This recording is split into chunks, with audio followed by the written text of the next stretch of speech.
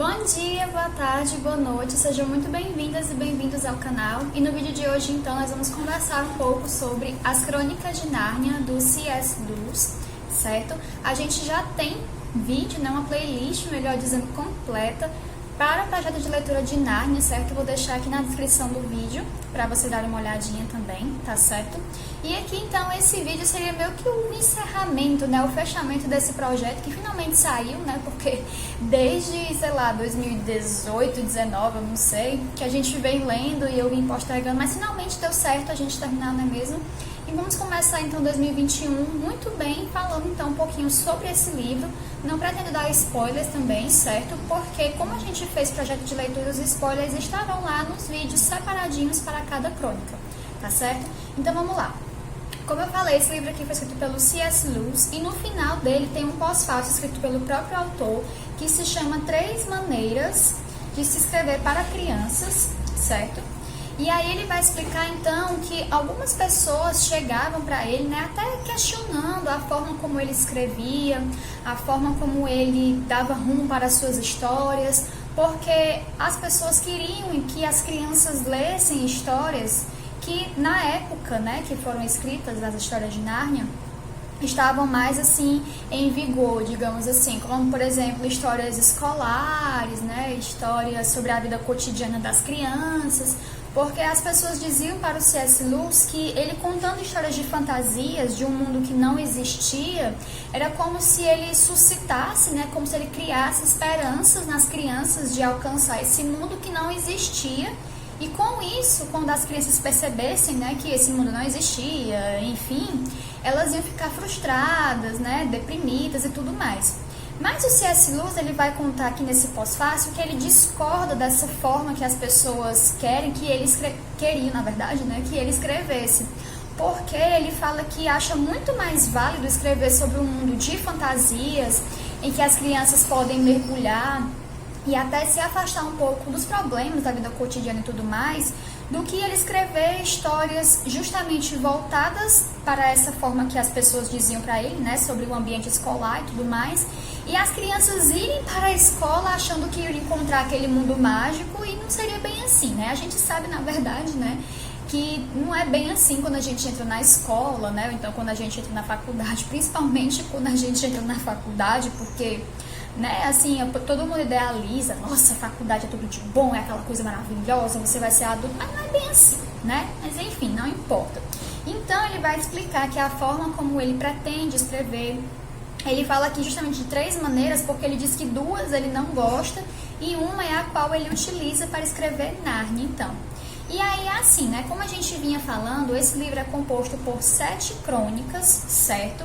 E a primeira crônica a ser escrita foi, então, O Leão, a Feiticeira e o Guarda-Roupa. Me pergunto se foi por causa disso que o primeiro filme a ser lançado de Nárnia tenha sido, então, esse de mesmo nome, certo? E essa crônica tem aqui no copywriting, logo no começo, né, aqui do livro, que ele foi escrito, na verdade, né, essa história foi escrita em 1950, né, O Leão, a Feiticeira e o Guarda-Roupa. Logo depois veio o Príncipe Caspian, depois A Viagem do Peregrino da Alvorada, depois veio então A Cadeira de Prata, depois O Cavalo e Seu Menino, O Sobrinho do Mago e por último então A Última Batalha, que é justamente a última história, certo? E aí assim, né, nesse livro aqui a gente percebe que eles não seguiram, né, a mesma ordem em que foram escritas as histórias, né? Por quê? Porque assim, se vocês já assistiram os filmes de Nárnia, justamente esses 3 primeiros que foram escritos, né? Que era então O Leão, a Feiticeira e o Guarda-Roupa, e depois O Príncipe Caspian, e depois A Viagem no Peregrino da Alvorada, vocês vão perceber que lá eles já contam a história de uma Nárnia já criada, né? Nárnia já existia, e aí então as crianças iriam para este mundo de Nárnia, né? Através de guarda-roupa, né? Que é a primeira história, ou então de magia e tudo mais. Só que quando a gente chega na primeira história, que é O Sobrinho do Mago, né? Ela foi escrita muito depois, sei lá, 5 anos depois que O Leão, a Feiticeira e o Guarda-Roupa, a gente vê que faz mais sentido O Sobrinho do Mago ter sido a primeira história escolhida para ser a introdutória, digamos assim, dessa coletânea de crônicas. Porque lá na história, né, no Sobrinho do Mago, a gente vai acompanhar então o surgimento de Nárnia, né, a criação de Nárnia. A gente vai ver então como tudo foi criado, né, como é que Aslan surgiu no mundo, o que é que ele fez para que Nárnia surgisse, como foi que surgiu essa questão dos primeiros reis e rainhas de Nárnia, como é que surgiu também essa questão de filhos de Adão e filhas de Eva, né, aquela coisa toda. E uma coisa, é claro, que a gente não pode deixar de fora de falar, quando a gente vai falar sobre Nárnia, é que esse livro, ele é muito permeado, né? Ele bebe muito da fonte da Bíblia. Então, é uma história que se parece muito com um texto bíblico em certos momentos. Apesar da linguagem mais acessível e uma linguagem fácil, até porque são histórias para crianças, não é mesmo?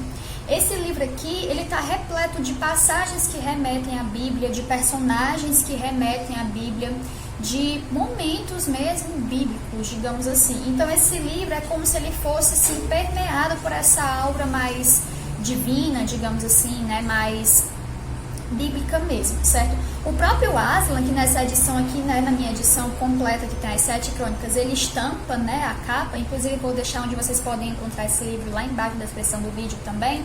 O próprio Aslan, ele é a representação da Trindade, digamos assim, né? Ele é o Pai, ele é o Filho e o Espírito Santo, apesar de que em alguns momentos ele atua mais como um e como o outro. Eu sei que essa questão da Trindade é meio confusa, né, e não é esse também o tema do vídeo, certo? Mas enfim, o Aslan, ele serve então aqui na história como sendo essa figura para Deus. E a própria criação de Nárnia, a gente vai ser muito, né, remetido, digamos assim, vai se lembrar muito da criação do mundo, né, do criacionismo, a forma como é descrita a criação do mundo no Gênesis, certo? E aqui, gente, é assim, ele é um livro repleto de aventuras, certo? Tem magia, né, tem feitiçaria, tem a questão também de, né, cavalos alados, animais falantes, né, os animais de Nárnia, a maioria são falantes, né, se não todos, digamos assim. Aqui a gente vai encontrar faunos, sátiros, né, náiades, dríades, vamos encontrar também centauros, anões, fadas, enfim, a gente vai encontrar de tudo aqui nesse livro. E como eu falei, cada uma das crônicas, né, a gente vai sendo levada a um período diferente da história e também a aventuras diferentes na história de Nárnia. Uma coisa também que a gente precisa levar em conta é que o tempo que decorre em Nárnia é diferente do tempo que acontece aqui, né, no nosso mundo. Eu acho até também que essa questão da passagem do tempo ser diferente em ambos os mundos remete muito também à questão, né, de que se tem, né, essa crença, né, esse dogma, digamos assim, religioso, de que o tempo de Deus, né, a gente sempre fala muito, né, o tempo de Deus é diferente do nosso. Então, se eu não me engano, eu posso estar errada conforme a questão de datas, né, e digamos assim, mas não é nem datas, é tempo mesmo. Mas, se eu não me engano, um ano aqui na Terra equivale a 1000 anos em Nárnia, algo assim do tipo, sabe? E é engraçado porque sempre que as crianças voltam, né, para o mundo delas, né, para o nosso mundo, elas voltam com a mesma idade que elas foram, né, as mesmas roupas, enfim, mesmo que, sei lá, elas já sejam adultas lá em Nárnia, elas voltam para cá da mesma forma como elas foram lá para Nárnia, sabe? É bem curioso isso. Isso é mais perceptível, digamos assim, na história do Leão, a Feiticeira e o Guarda-Roupa, certo? Para mais detalhes, vejam lá o vídeo sobre essa crônica. Bom, enfim, uma coisa que eu também queria falar mais a respeito do Aslan é que ele, como ele tem muito essa figura, ele é muito essa figura mística, né, essa aura mais de Deus e tudo mais, ele permeia muito as histórias, mas nem sempre ele está presente 100% das histórias. Muito pelo contrário, a gente observa, né, que as pessoas sempre falam de Aslan, né, que ele sempre está na boca das pessoas, quer seja de maneira positiva ou negativa, mas nem sempre ele é o centro, digamos assim, ou até mesmo o foco principal, né, da história que está acontecendo, né, que está sendo narrada para a gente. Porque eu acho também que isso tem até a ver com a questão da própria crença, né, que o C.S. Lewis era católico. A própria crença, né, religiosa, justamente que por mais que Deus não apareça, né, a gente não consiga sentir, digamos assim, a presença de Deus, Ele está no meio de nós, né, Ele está presente nos auxiliando, nos dando conselhos, né, permeando a nossa vida, mesmo que nem sempre de forma presente, mas ao menos em pensamento, em palavras mesmo que a gente fala. E aqui mostra muito também a questão da fé. Muitas vezes, quando as crianças estão em apoio e tudo mais, eles se valem muito da fé em Aslan, né?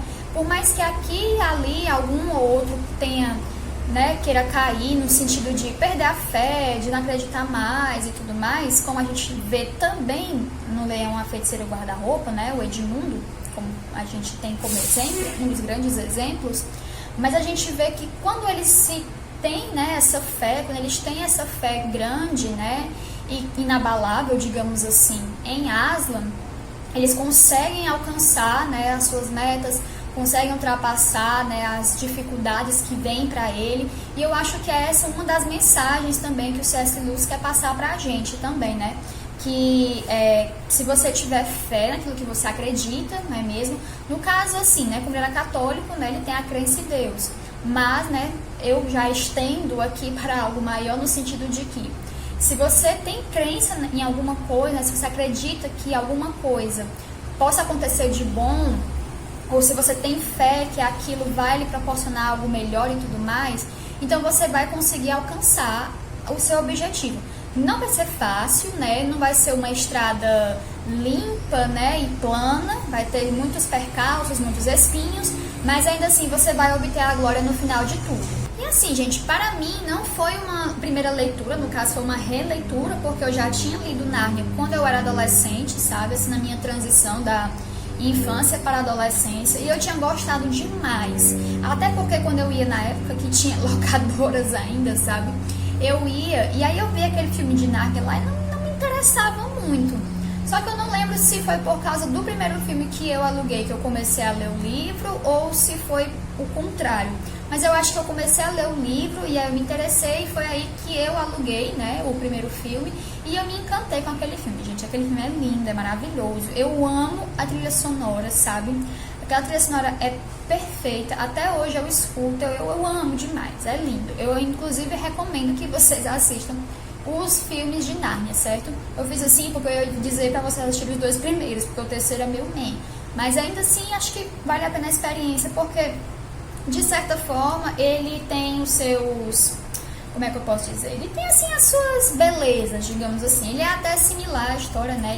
Ele é até meio fiel também à crônica em si, mas ainda assim não é tanto quanto, né, o Leão, a Feiticeira e o Guarda-Roupa e o Príncipe Caspian. Eles já são mais interessantes, mais legais e mais correlatos também com a história em si.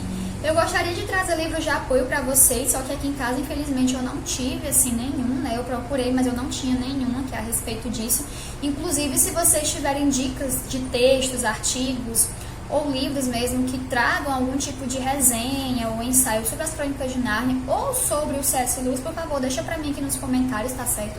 E é assim, gente, o C.S. Lewis, ele não escreveu só Nárnia, não, sabe? Ele tem uma coletânea, uma coleção, digamos assim, melhor falando, né, coleção, que são vários livros que falam sobre o cristianismo, e aí ele vai dar, assim, algumas orientações sobre o cristianismo, inclusive eu quero bastante lê-los, sabe, eu tô bem curiosa para ver essa faceta mais adulta, digamos assim, do C.S. Lewis, mas é como eu falei também para vocês, né, voltando um pouco a falar de Nárnia mesmo, nos vídeos sobre o projeto, né? Principalmente nesses últimos, que foi quando eu percebi mais ainda, né? Até porque a minha cabeça já tá diferente, quando eu comecei a ler e tudo mais.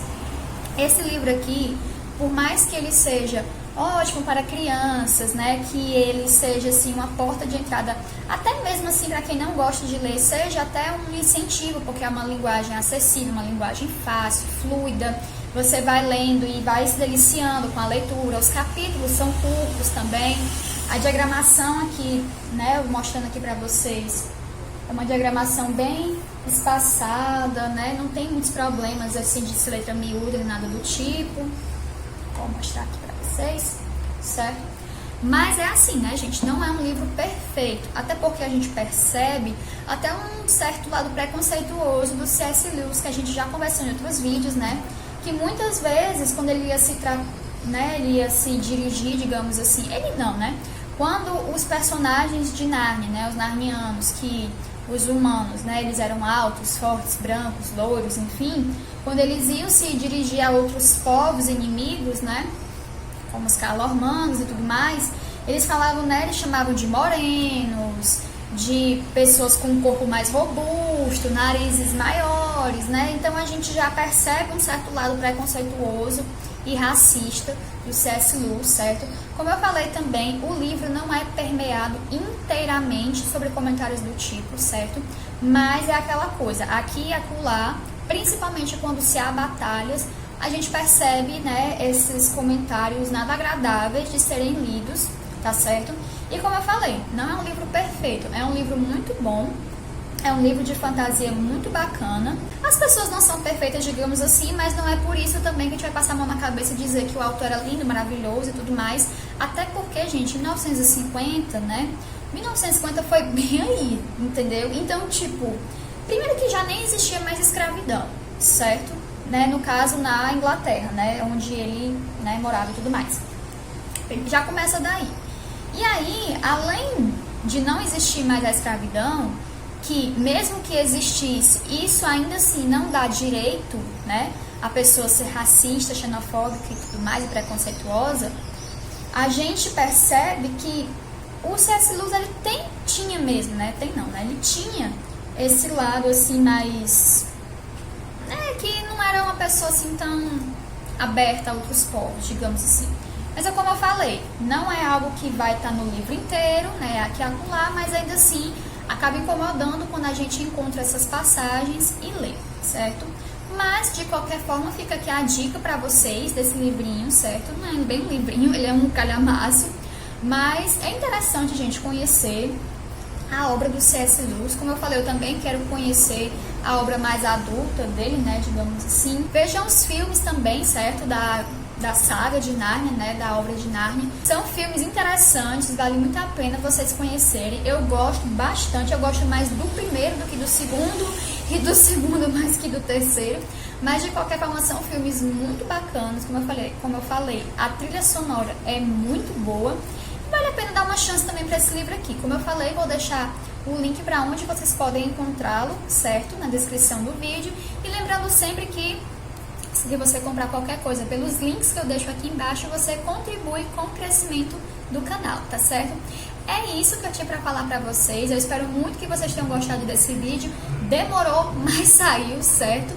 E é isso, gente. Curtem, comentem, compartilhem com outras pessoas esse vídeo. Tentei não dar muitos spoilers, justamente porque não era o intuito do vídeo, era só fazer com que vocês quisessem mesmo ter a curiosidade para ler Nárnia, né, e tudo mais. Principalmente para quem não acompanhou o projeto com a gente, né, ou então ainda está acompanhando.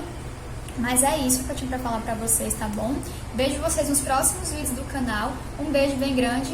Tchau, tchau.